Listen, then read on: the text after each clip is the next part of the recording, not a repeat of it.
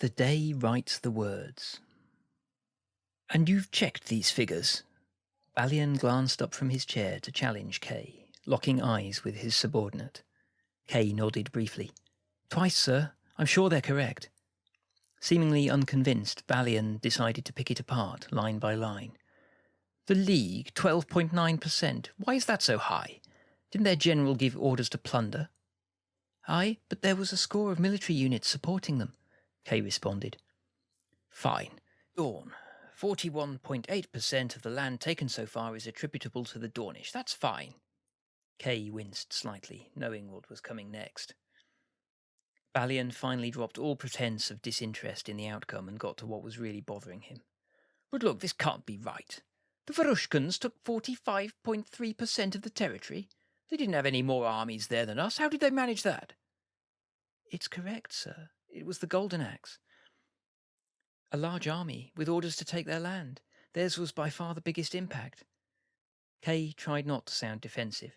After all, it was just maths. It wasn't as if any of this was something he was responsible for. But there was a reason he'd checked the figures twice with a sinking feeling.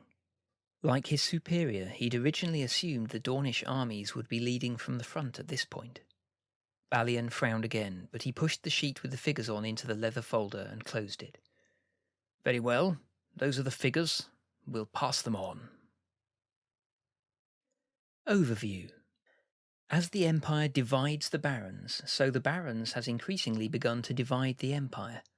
When the Imperial Orcs staked their ambition to claim the Barons, Dorne responded as only Dorne can by challenging them to glorious contest. Let this greatest of all prizes, a land that Dornish knights have fought to claim for decades, go to whichever nation could fairly be said to have conquered it. Having thrown down the gauntlet, the Dornish armies have moved quickly to seize the advantage, their armies leading the Empire's invasion from north and south, cutting the territory in two. With the full backing of their assembly as well as the Highborn, they seem well situated to continue the advance this coming season.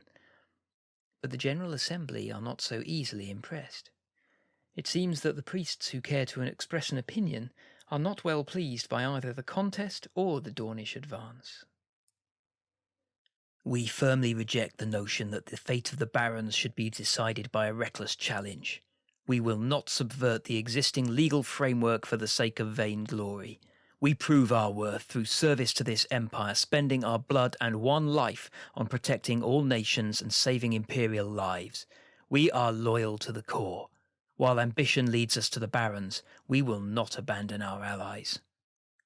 Skywise Tulva, Imperial Orc Assembly, Spring Equinox 384YE, upheld with a greater majority, 117 to 0. Falsehoods have been spread. The land that is liberated by an army does not become the property of that army's nation. The Barons will be liberated and the Druj purged from the face of creation, but the nations who race across this territory in an attempt to lay claim to its identity forget the lessons of the past. Remember Skarsind. Remember Holberg. Rather than use them to keep score, let us rally the slaves and survivors of the Druj campaign in the Barons to our cause. Preach of the virtues and guide them on their path, and they will be inspired by the Empire. Prince Bishop Jonah Yakovich von Holberg, General Assembly, Spring Equinox 384YE, upheld with a greater majority, 1,889 to 218. The survivors of the Druj.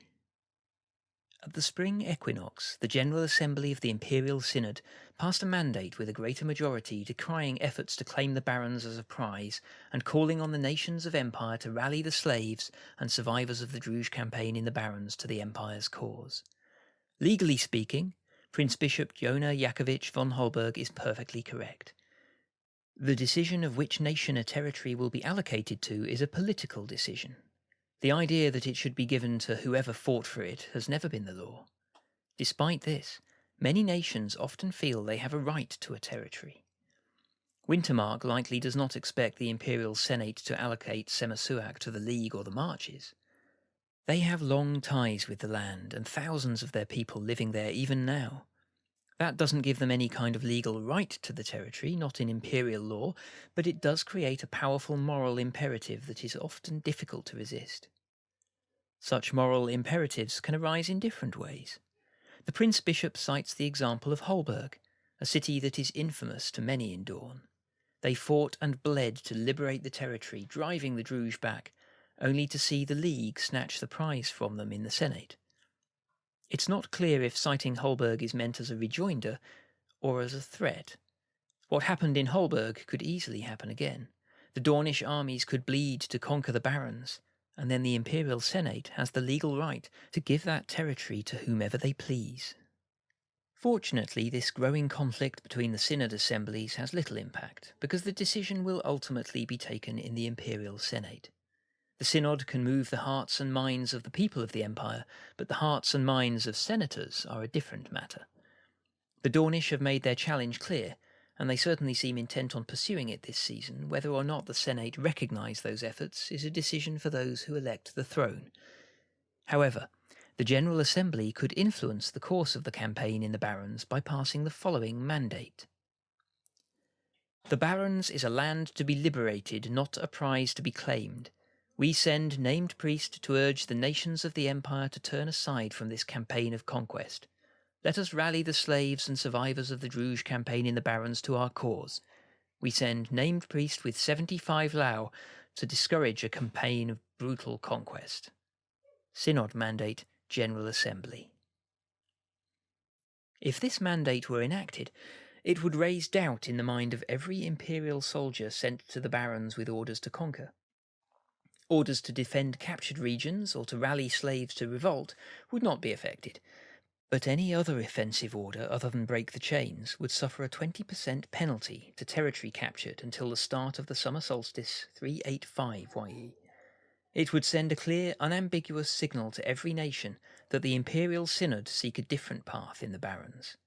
Not every nation would be affected, of course. Neither Urizeni nor Varushkan armies would suffer the penalty, unless the mandate passed with a greater majority. The survivors of the Empire. Unfortunately, while there are survivors of the Druge campaign in the Barrens, it is far from clear that they are in any mood to listen to the Empire. With the Empire now firmly in control of 2 regions near the centre of the territory, there is an opportunity for civil servants to cautiously assess the mood of the inhabitants, to see if there are any opportunities for the Empire to influence them with a mandate. Sadly, the outcome is not positive. The Orcs in the Barrens have rebelled twice in living memory. The first time was shortly after the death of Empress Britta, when the Black Wind clan first tried to escape from under Druge rule. Their rebellion was ruthlessly suppressed by the much larger Druge forces, and their leaders rounded up and tortured. At that point, the Sentinel Gate provided the Empire with an opportunity for hundreds of Imperial heroes to attack the camp where the rebels were being held. The Druge were easily beaten, forced to flee, but sadly the rebels were not freed. Instead, the Empire butchered the Black Wind captives along with everyone else in the camp. It was the greatest propaganda victory the Druge could have imagined, and one they have not tired of telling to every subject in Druge lands whenever the opportunity arises. Unfortunately, that was not the only time the Empire has seen fit to raise a sword against the Orcs of the Barrens. When the Black Wind rose again, they were joined by the other clans, the Paytart and the Vendari, as well as the human Montanians. The clans sent representatives to Anvil to negotiate for control of the Dornish regions in the west, and left the summit thinking they had a treaty. Tragically, the treaty failed to pass the Imperial Senate, the regions were not ceded, and when the rebel Orcs tried to occupy them, violence quickly followed. In the resulting conflict, the armies of the Black Wind clan were decimated. Caught between the Imperial forces attacking them from the west and Druge forces attacking them from the east, the 2 armies had no possible hope of survival. They refused to consider surrender, fighting to the bitter end until eventually the armies broke, ceasing to exist as the losses became too great to sustain. There are still thousands of Black Wind Orcs living as Druge slaves in the Barrens, but they are leaderless and broken. If anything, the fate of the Vendari was even worse. To avoid their clan being wiped out, the Vendari capitulated to the Druge. Their leaders were brutally executed, for the Druge do not tolerate rebellion. But their sacrifice brought a reprieve for their soldiers in their army. Druge commanders were installed to replace the murdered leaders, and the proud tribe were reduced to fighting and killing in service to the Druge. Grim though this ending may be, the rebel leaders of the Vendari at the time considered it preferable to surrender to the Empire. Only the Montanians and the Great Forest Orcs, also known as the Paytart, managed to escape slaughter at the hands of the Empire and the Druge. These groups abandoned their cause and their comrades, fled their homes, and threw themselves on the mercy of the Empire. After a long negotiation, they were granted rights to live in Theronin, and they have remained close allies of the Navarre since then. The Empire has slowly begun to gain the trust of this group, but they remain deeply distrustful, especially of Dawn, whom they blame for the failure of the rebellion and the destruction of the Black Wind. Having helped cause the deaths of not one but 2 entire generations of rebel leaders in the Barrens, those that survived are not receptive to the words of imperial priests. They hate and fear the Druge, but not half as much as they hate and fear the Empire. The common view is that the Druge are a horror, but they are a known horror, and their rule is the only way to survive something even worse, death at the hands of the Empire. As a result, the Orc inhabitants of the Barrens are about as hostile to the possibility of rising up against the Druge and in support of the Empire as it is possible to be. There are 2 key problems: widespread hostility to the Empire, and the fact that every potential leader who might lead an uprising is dead, many of them slain by the Empire. The assessment of the civil service is that there will be no possibility of effective resistance to the Druge rule for 10 years. It will take that long for new leaders to emerge and for the bitterness of memories of deaths at the hands of the Empire to fade. Only at that point would effective uprising even be possible. Only then would there be a chance to try and encourage them to take up arms against the Druge. 10 years is a long time.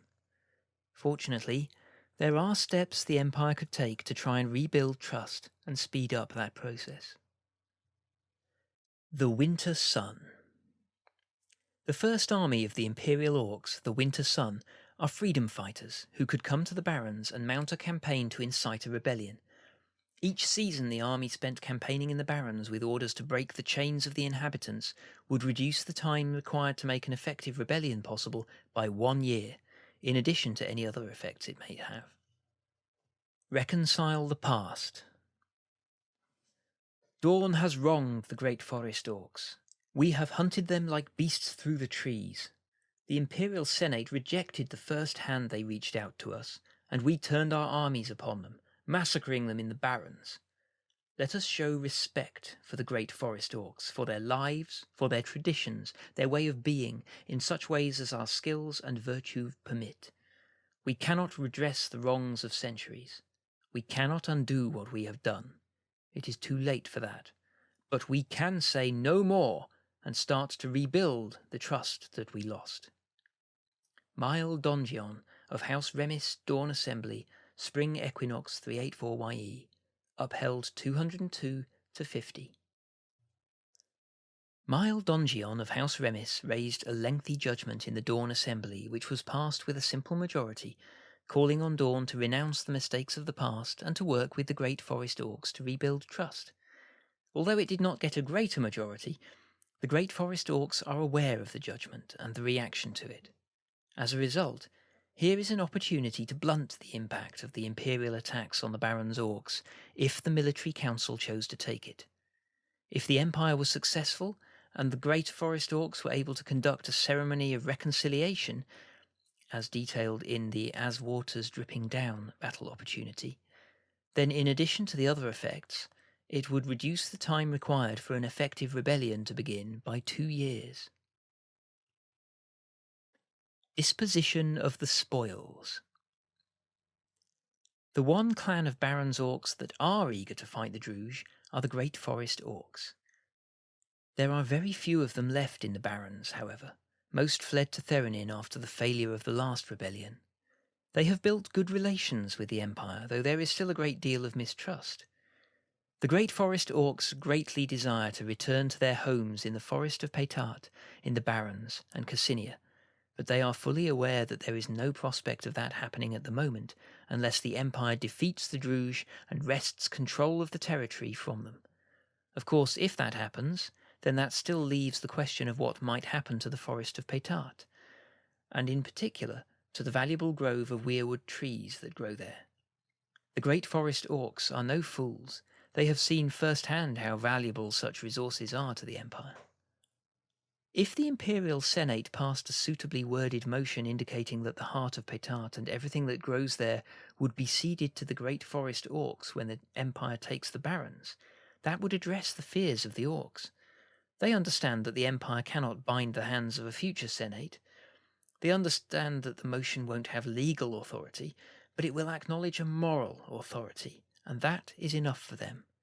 It would reduce the time required for an effective rebellion to begin by a year. The price of freedom.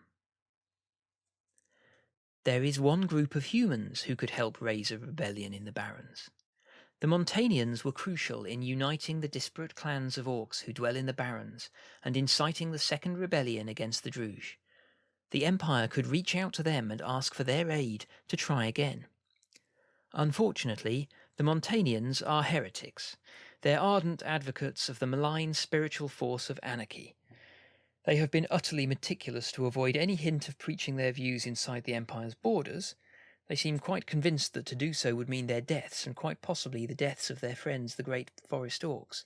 But their care to follow the Empire's laws should not be taken as any indication that they have changed their mind.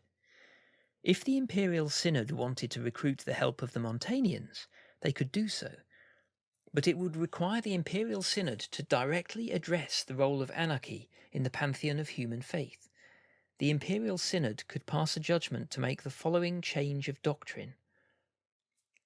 The spiritual force of freedom lends no aid through the passage of death to rebirth, but it does benefit humanity and should not be persecuted in any form. Such a judgment would require a greater majority to pass. Anarchy or freedom would not become part of the way, but it would be a clear indication to the magistrates that dedication to it should not be prosecuted, and that those who follow it should be allowed to proselytize their beliefs. If this judgment passed with a greater majority, it would reduce the time required for an effective rebellion to begin by 2 years. The Golden Hair. One Eternal, more than any other, stands out as the most concerned with the plight of those who labour in servitude to others. Irahara, the prince with 1,000 foes, is an implacable enemy of the Druge, though the being is no particular ally of the Empire either. Despite that, the Eternal has proved happy to work with Imperial citizens in the past when it comes to helping people escape slavery and tyranny. The Empire might be able to contact the Eternal and try to persuade them to help inspire a rebellion in the Barrens. It is impossible for the civil service to assess how effective such methods might be, but given that such matters are solidly within the purview of this Eternal, they believe it must be within their power to reduce the time required for an effective rebellion to begin by 1 or 2 years if they wanted to. The knights and armies of Dawn have stood with Varushka to crush the Druge and help bring the people of Ossium into the light of the way. Varushka, repay their loyalty and courage. We should enter the competition for the Barons and stand beside Dawn. Fight with them to reclaim their land.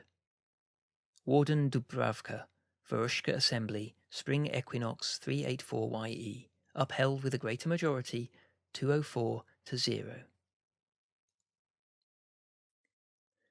Pride demands the sternest measures in battle and crusade. We should stand shoulder to shoulder with our heroic comrades of Highguard and declare death to the Druge and an ending of their empire. We send Killian Morter with 15 doses of Liao to encourage Dornish military captains not to go raiding in Scalan, but instead to look east and the close and glorious conquest of the Barons.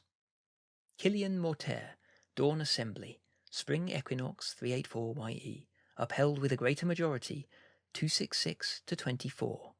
Lao provided. The shortest path. The decision of the General Assembly to denounce the competition for the Barons passed with a greater majority, but it was far from unanimous, with over 200 votes cast against it. The Varushkan Assembly in particular ignored the statement from the General Assembly and passed the judgment of Warden Dubravka, urging Varushkans to enter the competition and stand beside Dawn with a greater majority. Varushka should repay the loyalty and courage of Dawn for standing with us in Ossium. We send named priest with 25 doses of Lao to urge every Schlachter and wagon raider to enter the barons, stand beside Dawn, and fight with them to reclaim their land. Death to the Druj, and to everyone who fights with them. Synod Mandate, Varushka. If this mandate is enacted, every Varushkan military unit would gain 1 additional rank when supporting Dornish or Varushkan armies in the Barrens for the coming campaign season.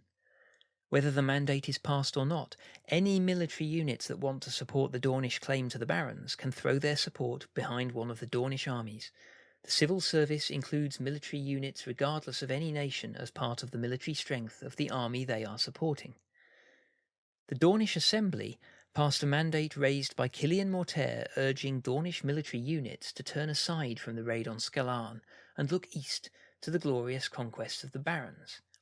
Now, they could build on this momentum with a new mandate. Our rivals denounce us because they're not glorious enough to compete. We send named priest with 25 doses of Liao to urge every knight and their yo-folk to join us in the Barrens as we claim what is rightfully ours. Death to the Druj, and to everyone who fights with them. Synod Mandate, Dawn. If this mandate is enacted, every Dornish military unit would gain 1 additional rank when supporting a Dornish army in the Barrens for the coming campaign season. Finally, the Highborn Assembly have previously endorsed a great contest for the Barrens, and they are currently paying particular interest to the many judgments of the Dornish Assembly. It is the manifest destiny of the Empire to conquer the Barrens. We send named priest with 25 doses of Liao to urge every highborn citizen to embrace virtue and help conquer the Barrens. Death to the Druj, and to everyone who fights with them. Synod Mandate, Highguard. If this mandate is enacted, every highborn military unit would gain 1 additional rank when supporting Dornish or highborn armies when campaigning in the Barrens.